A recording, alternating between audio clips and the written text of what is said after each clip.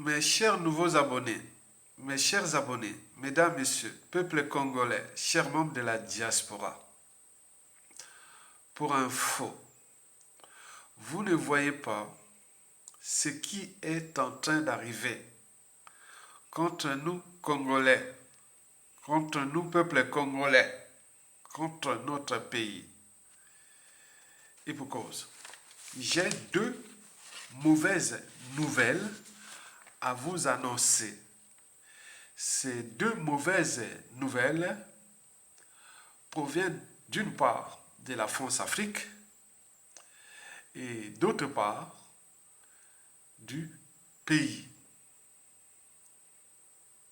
Explication. D'abord, la première mauvaise nouvelle.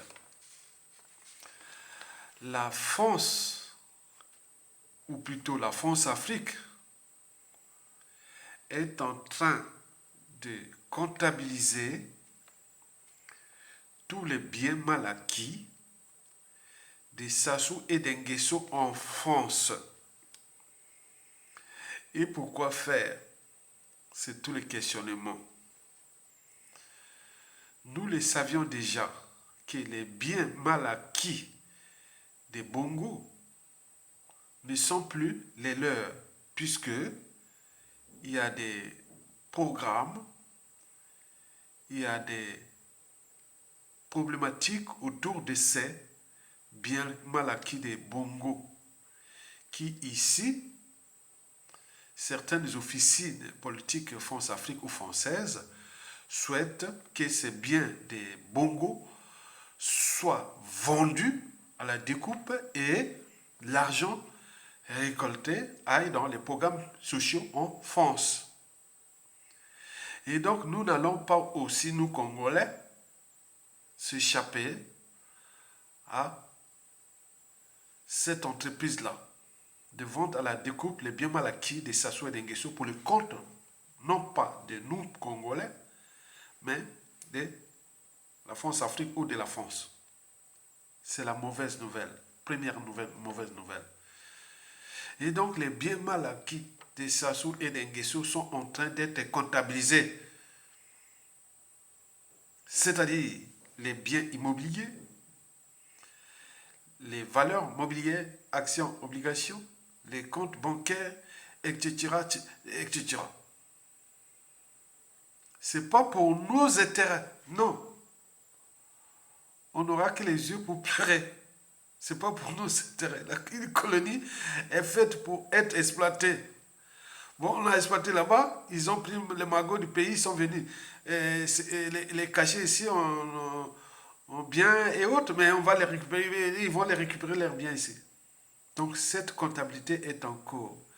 Et donc si nous avions des juristes et des financiers, tous ces gens-là hein, qui ont fait les sciences économiques, les sciences financières, le financement, les choses comme ça, hein, le droit et autres. Regardez avec attention cette affaire-là. Les biens des Sassou et des Nguesso sont en train d'être comptabilisés. C'est déjà un mauvais signe pour eux. Parce que les Bongo, on l'a vu. Donc, là, il y a la spéculation de la chute du despote, des Sassou Nguesso qui est en cours. Donc, la France-Afrique a déjà décidé de virer les despotes. Mais là, il joue au statu quo parce qu'il n'a pas encore trouvé les pions dans notre pays. Que ça devient difficile au regard du dérèglement politique et militaire dans le Nord, avec l'emprisonnement du général Jean-Marie Michel Okoko et le ministre André Okombizaliza, les contentieux historiques dans le Sud depuis le coup d'État sanglant France-Afrique de juin au 15 octobre 1997, et dont les conséquences sont d'actualité, donc la France ne sait plus à quel sein se vouer pour trouver un autre pion. Ils savent, ils suivent nos signaux d'alerte. Ils disent que ça risque d'être dangereux. Et d'où les statu quo. Mais en attendant, ils sont en train de comptabiliser déjà les biens des Sassou et des Nguesso. Mais c'est pourquoi faire? Souvent, c'est des chantages. Ils font du chantage pour beaucoup de choses. Mais dans tous les cas, on voit bien que, historiquement, les biens-là ne sont jamais répartis en Afrique. Et donc, eux, parallèlement, ils ont cherché des combines. Hein. Donc, ils ont placé des... ils se cherchent à cacher ses biens, mais voilà. Donc ils savent, ils ont des écritures, ils ont tout. On est d'accord? Très bien. Donc voilà la première mauvaise nouvelle. Donc ce qui vous concerne les biens mal acquis des Sassou et des Guesso en France, nous n'aurons que les yeux pour pleurer. Donc regardez un peuple de moutons. Et voilà, on vous a volé au pays et on va vous voler ici les biens qu'ils ont cachés ici. Donc c'est une mauvaise nouvelle. La deuxième mauvaise nouvelle que je vous annonce, au regard de ce qui s'est passé à Bordeaux, où l'avion, soi-disant du Congo, avec les armoiries des Sassou Nguesso du Congo, mais vendu comme un bien privé. Vous allez tous constater. Mais la mauvaise nouvelle est là. C'est-à-dire aujourd'hui, tous nos biens du Congo, à l'échelle nationale comme à l'étranger, 60% sont détenus par des anonymes. C'est pas possible. 60% de nos biens à l'étranger, biens du Congo, le bien commun, que ce soit les comptes bancaires de l'ambassade, que ce soit les tout, c'est détenu par des anonymes. Donc tout ce que Sassou fait ou il faut dans le compte du Congo, à l'étranger, c'est détenu par des anonymes. On appelle ça de la haute trahison. Détenu par les anonymes. 60%. En plus de 60% du magot congolais est détenu aussi par des étrangers. Vous imaginez. On appelle ça la haute trahison. Les signaux sont là, mais personne ne bouge. Le peuple là ne bouge pas. Ni au niveau des armées, ni au Congo. C'est quoi cette affaire-là? 60%. Donc, à la chute de Sassou Nguesso là, vous allez chercher à récupérer vos biens à l'étranger ou passer par là, les paradis fiscaux.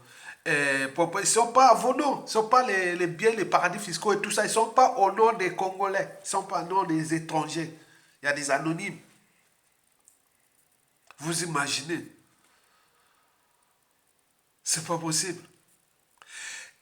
Sur 40% restants, 30% sont au maire du clan. Donc ils ont diversifié ça avec les neveux, nièces, cousins, même amis de cousins ou de nièces ou tout compagnie, pour dissimuler tout. Dissimuler tout. Donc nos biens à l'étranger, nous n'aurons que 10% qu'on pourra les voir que c'est à nous. Avec les dettes énormes. Alors que le bien, vous imaginez, vous récupérez 10% de vos biens du Congo à l'étranger, mais ces biens-là, avec une dette de 90%. Mais c'est quoi cette affaire-là? Et les biens-là qui sont cachés, ils sont dissimulés par-ci par-là. La France est en train déjà de comptabiliser les biens. Vous imaginez? On appelle ça quoi? La haute trahison. Ailleurs, historiquement, la haute trahison est toujours passible soit de la prison à vie ou de la peine de mort. Pendaison. Pendaison. Vous imaginez que, historiquement, à la conférence nationale, après, on arrive à la transition politique d'un an. Mais le Premier ministre, André Milongo, et son ministre de l'économie et des finances, Jean-Luc Malika, avaient payé comme ça. Ah non, non, non, il n'y avait rien, tout, vide. Les biens sont bloqués par-ci, par-là. Mais là, c'est puissance 1000. Tout ne nous appartient pas. Vous imaginez? Mais c'est pas possible. Vous avez vu le cas d'école, c'est l'avion qui est là, qui n'est goutte d'eau. L'avion qui a été vendu à la découpe là, à Bordeaux. C'est qu'une goutte d'eau.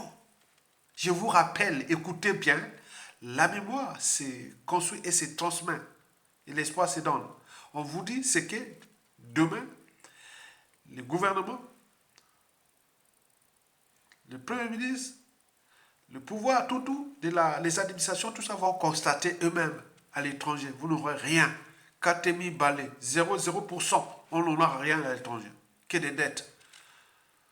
Puisque les biens là sont mis là, les gens qui sont là, qui nous regardent là. Je vous rappelle que 60% des biens volés au Congo sont aux mains des étrangers. Il nous reste 40%. 40%, 30% sont aux mains du clan. Il nous reste que 10%, on vit avec la dette et tout compagnie à cause de ça. Vous imaginez, qu'est-ce qu'on peut encore expliquer pour qu'on puisse prendre au moins notre responsabilité et respecter notre dignité de Congolais. Au niveau civil, politique et militaire, on les dégage. Les spéculations vont montrer que ça risque de tomber avant décembre 2023 ou au-delà, avant janvier 2024. Mais ça, c'est des spéculations. Ça, c'est vrai, mais le pays est démoli, est détruit et autres. On est là. Déjà, l'éducation est par terre. L'économie est par terre. La culture est par terre. La santé est par terre. Le cadre de vie est par terre. Le but de la condition humaine, l'accès à l'eau potable, à l'énergie, etc., par terre. Mais qu'est-ce que vous cherchez encore? Un riche pays comme ça.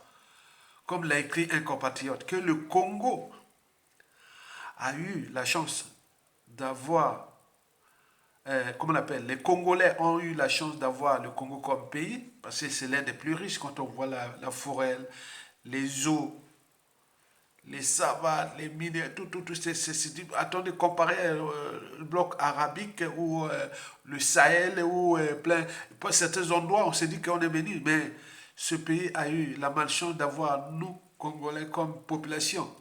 On voit bien ce que ça produit. Et puis encore, nous avions eu la malchance de rencontrer ça sur sa France-Afrique.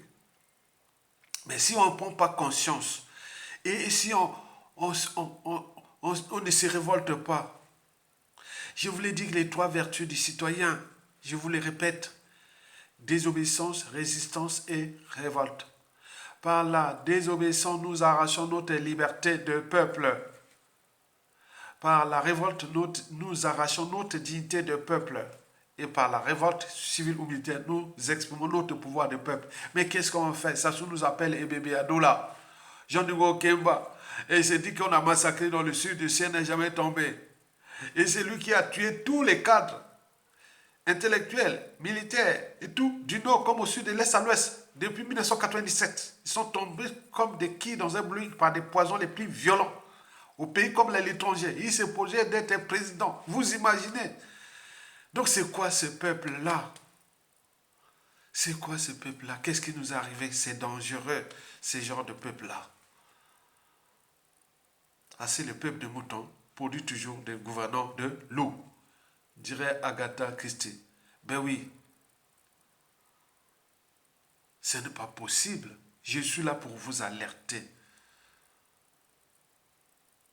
Le temps n'est plus à l'indignation, ni aux dénonciations, ni aux constatations, et encore moins aux condamnations. Le temps est venu de se révolter. Nous avions ce pouvoir-là.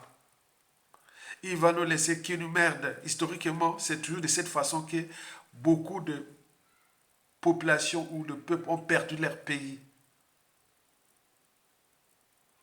Donc prenons conscience de nos signaux d'alerte. Regroupons-nous autour des gens qui ont la même mission que nous. Et maintenant, qu'est-ce qu'on attend? Il y a eu changement au Gabon. Au RDC a bougé depuis 2018 et ça continue à se chambouler, mais ils sont en marche, malgré les contraintes et les blocages occidentaux, puisqu'ils ont pris l'Afrique et ils bloquent, ils sont pourquoi on ne peut pas avancer. Mais battez-vous, comme les autres se battent. Nous sommes vraiment, l'Occident ne veut pas que l'Afrique avance. Hein. Si vous ne prenez pas conscience, vous êtes perdus. On n'ira jamais. Nous ne voulons même pas qu'on... Non. Non, battez-vous. C'est dans la lutte qu'on se libère. Et vous êtes en train de regarder comme un mouton, certains disent, mais tu es en France, c'est autre. Non, c'est pas que dire en France. La révolution intellectuelle, la révolution des changements, ça passe par les idées. toute l'évolution, les présidents ou les gens qui ont dirigé ces pays, qui ont avancé ces pays, n'étaient pas sur le terrain en train de se battre, mais ce sont eux qui donnent les idées, les autres. Mais quand tu viens dire, ah oui, toi en France, oui, 99% de ma famille est au pays. Donc aussi, agissent comme moi et autres. Et ma tribu aussi. Vous cherchez encore qui? J'ai ma tribu là-bas, va demander ma tribu va demander à tous mes proches qui sont du nord au sud et de l'est, ouais, puisque moi, ma famille est maintenant mélangée. De la pointe de Bétou jusqu'à Madigo Kai. Vous cherchez encore quoi? J'ai des Téké, j'ai des Congo, j'ai des Ngala, j'ai des tout là-bas. Vous demandez qui s'élève qui? Donc on est là, prenez conscience de ça, on est de venir mettre les polémiques alors qu'on est en train de fracasser votre pays. Vous imaginez une police où une femme va accoucher parce qu'il n'y a pas de téléphone pour appeler l'urgence et autres, puisque la santé publique au Congo est devenue dystopique. L'a écrit mon cousin Germain, docteur Thierry Paul Ifundia. Il a écrit la santé, la santé système dystopique. Je vous ai fait son livre là. Donc voilà, comment un pays, attends, on vous a détruit la santé.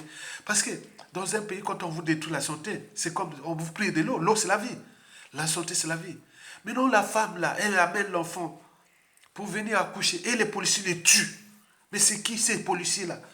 Mais ailleurs, la chaîne des responsabilités, il y a le directeur de la police générale et il y aurait toute une chaîne. Mais là, ils sont là comme ça. Mais vous laissez, vous préparez des méchants. C'est ça que je vous dis sincèrement.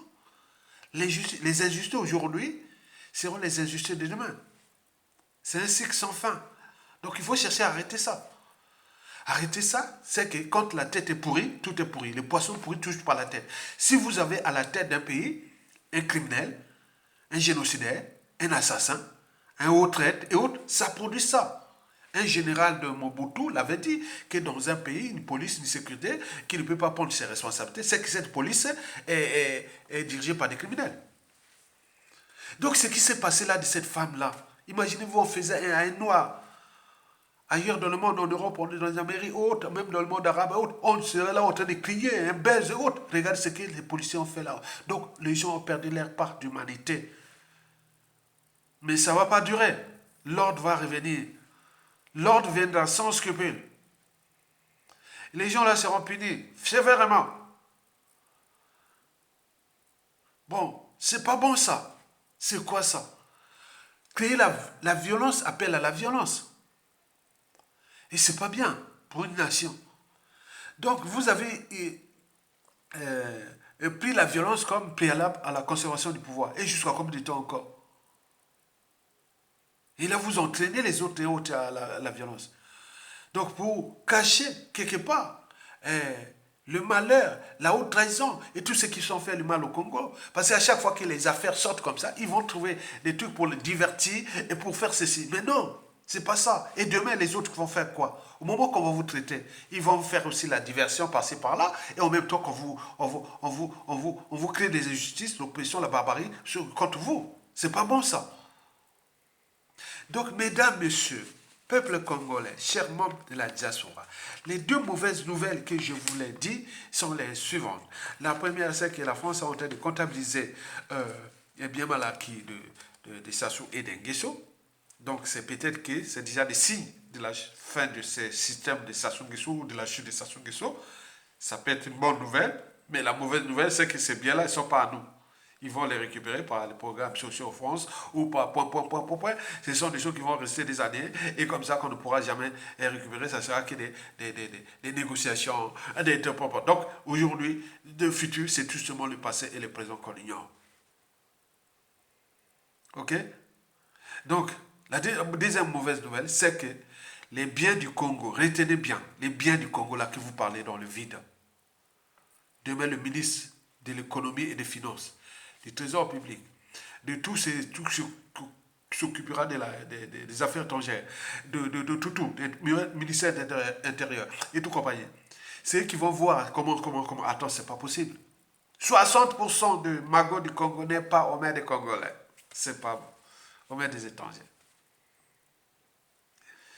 Ils sont libanais, ils sont ouest-africains, ils sont zaïrois, ils sont européens, ils sont propres malaisiens, ils sont propres, donc voilà. Ils ont pris tout. 60%. Hein. Vous avez vu les cas d'école? L'avion.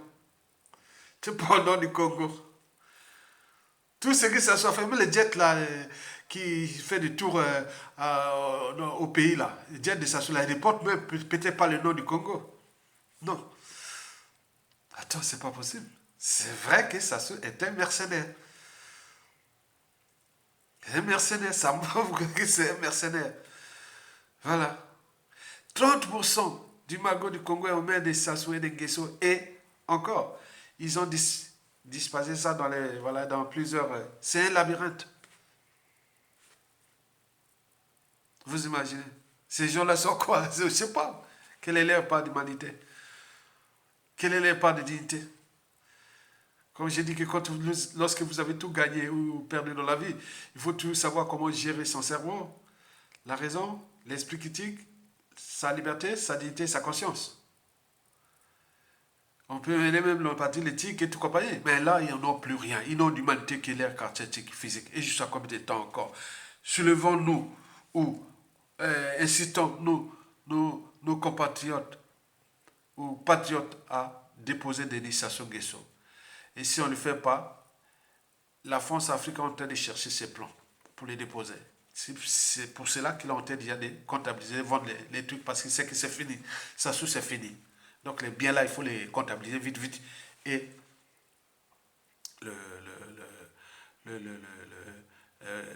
les confisquer au moment venu. Parce que là, ça se tombe là. Tu vois, c'est à vie à tiers détendeur. Tu ne peux plus récupérer compte bancaire, tout, bateau. Donc là, ils sont dans panique là. Donc ça, voilà. Vous imaginez. Donc continuons à mettre les pressions, likez et soutenez la résistance. Donc Olonga, à bientôt.